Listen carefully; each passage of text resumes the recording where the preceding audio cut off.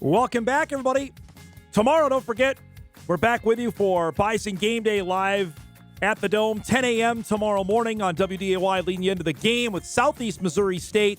Kickoff show hits at 2:20. You'll see the banner raising right when we come on the air. The football game just after 2:30. Southeast Missouri State, North Dakota State for the Bison home opener. And tomorrow, as we have mentioned since we first got word that something was coming, tomorrow North Dakota State will debut its brand new gold standard jerseys designed by Under Armour. An all-white look for the first time, at least for our records, can indicate about 60 years, maybe beyond that, that the Bison will be decked out in all white. Our next guest was the man who has designed them. Todd Locklear joins us from Under Armour as the director of the collegiate division to make this happen. Todd, thanks so much for doing this. As a Jersey nerd, this is a dream interview. Tell me about this concept. I know the partnership began with NDSU in July. Was the talks about this started then or long before that? Yeah, so obviously, thank you guys for having us here today. But real quick correction. So I didn't design them. I'm just the one that presented them. So we have a great design team back in Baltimore that I want to make sure gets credit for that. But yeah, I would say like as soon as the clock struck 000 in Frisco, we started thinking about a way that we were going to do something special for the Bison. Number one, to kick off our relationship, and number two, to kind of celebrate, winning a national championship. At Under Armour, we see ourselves as a podium brand, and those guys being on the podium last year, we wanted to come out and raise that banner to something cool. And I think it was when they opened up the football office, they had a press conference, and there was some chatter, around, hey, you guys going to bring back the white uniforms. And that really got everybody back in Baltimore, kind of thinking, what can we do? And pretty much ever since then, we've been full steam ahead. And I couldn't be more happy with the results of everything. And I think coach, the team, Matt and Todd in the administration, I think everybody's excited about it. So Todd, so the process starts like that. So then when the designers go to work on this, how much sharing is it done? Like, did they design it and then send it to the school, or give us the backstory on how that works? Yeah, our designers in Baltimore are unique, and they obsess over this kind of thing. They're fantastic storytellers, right? So everything is for a reason, and it really starts with a vision. They'll put it down on paper. We'll share some mocks back and forth. I think there were very few tweaks. I mean, I've been doing this a long time, and usually it takes back and forth. But I think we got really close from jump. And just the result was fantastic. And I think everybody's pleased. All right. So we're going to show them now. When you got to see it for the first time, what was your reaction when you saw this? So funny story is, I'm always on those guys. It's like, when am I going to see this? When am I going to see it? I need to see it before the team. And they had, I guess I was traveling. I travel a lot. And I guess they put the uniform on my desk. And when I got back to Baltimore and I walked in one morning, that uniform was there. And, I was taken back a little bit. We've only done these particular numbers for a handful of teams. I actually think North Dakota State's probably going to be the fourth or fifth team, and it's the first FCS program that we've ever done this for. Oh. So, when I saw them, it was just, you're used to seeing the stuff for Notre Dame and Maryland and everything like that, and they get their roses and they're great partners. But seeing it in, for a team, for an FCS program, first year with Under Armour, it was just really impressive. And I was so proud of what the team put together. Do you know the other teams off the top of your list that are had to have those numbers like that? So we did it with Maryland. We've done it with Notre Dame. Okay. I believe Northwestern is going to take a swing at it this year, and then the Bison. Wow, that's pretty darn cool. All right, so it's done. Then you got to send it out to Fargo. What was is it waiting on bated breath? Like, okay, here we go. What's the reaction going to be? Yeah, I mean, you always kind of, once you see the finished product and, it has to ship, right? They've got to take it out of the box, and, you hope the kids like it. Like, that's first and foremost. Like, you want to see the wow factor. So yeah, it's a little bit of waiting with bated breath, and the way they chose to roll it out to the kids and their reaction. Like, that's what we want. Like, And a guy like me, I just turned 50 and we're not building these uniforms for me anymore. We're building them for the kids. And the reaction that the kids had when they first saw, those gold uniforms was special, and that's what you hope for. And, being able to get to work in sports for a living is a privilege. And being able to be this close to, what these teams are going to wear on the field is great. And at the end of the day, this is, and I'm going to be a little biased here, but this is the best. This is the best jersey in the market. There's some things about the jersey you probably don't know, but it's virtually ungrabbable. When you're in the trenches with the linemen and things like that. So it doesn't just look cool. It's very functional, and we like to think it's given the Bison an advantage. Well, that may not be great news for Southeast Missouri State tomorrow when they find out they can't grab onto it. So you get the manufacturing of this. How early on does that have to happen for them to be ready to wear for a game for tomorrow? Yeah, so something like that, when we're doing a cut and sew uniform like that, I mean, it's about a 12 to 16 week process once we push go.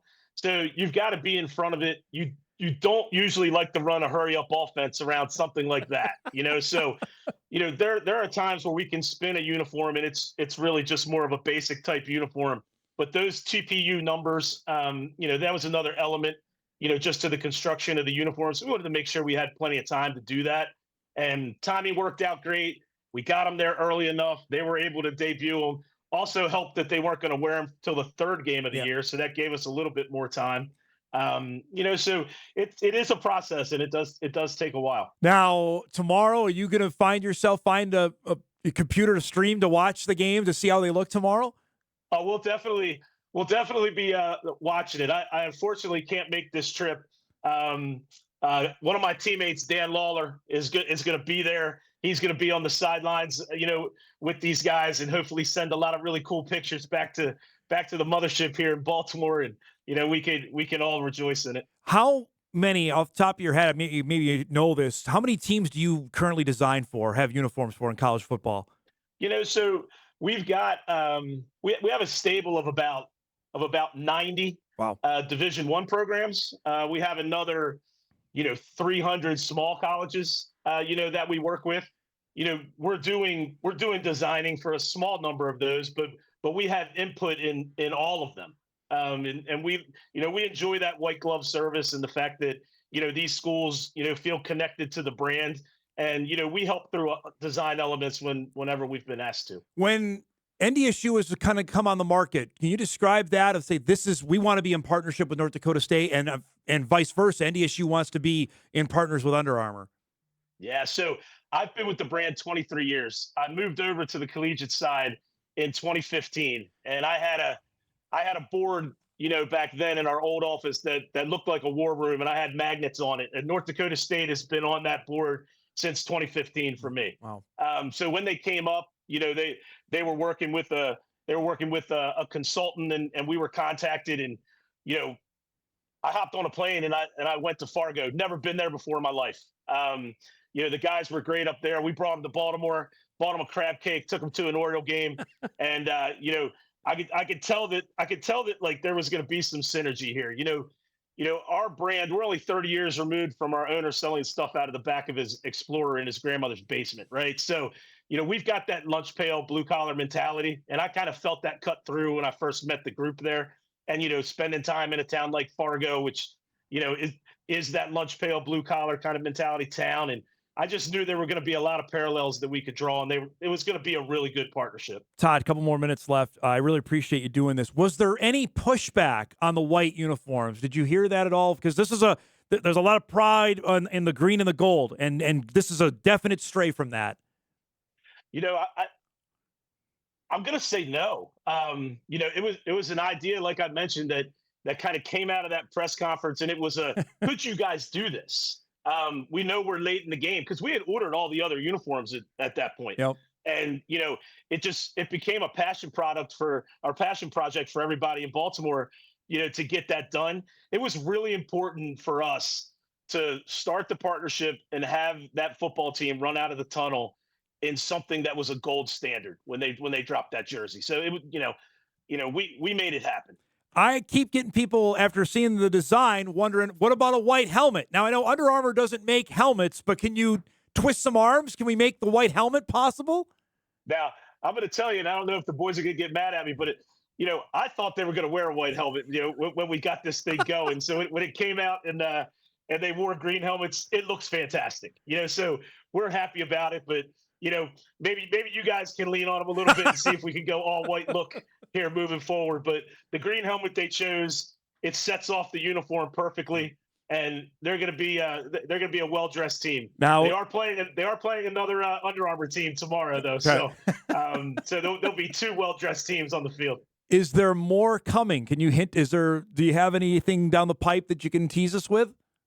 Now, I can't tell you all my secrets here, but I think so. I mean, I think Kevin always talks about that Under Armour's never made its defining product, or we still haven't made our defining product. So the Bison still haven't seen the best of what we've got to show them. So I think over the course of this partnership, there's going to be some really cool things that come out of Baltimore for the green and gold. This was great, but thanks so much for doing this. I really appreciate it. Be well, and hopefully we can chat down the road, okay?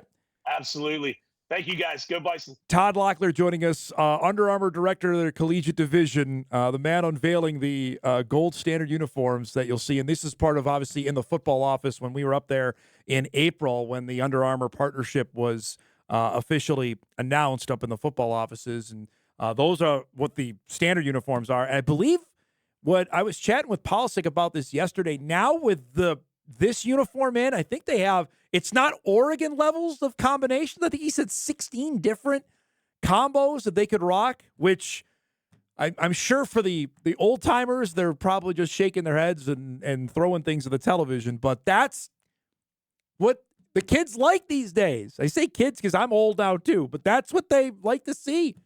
And frankly, for me, this is a dream.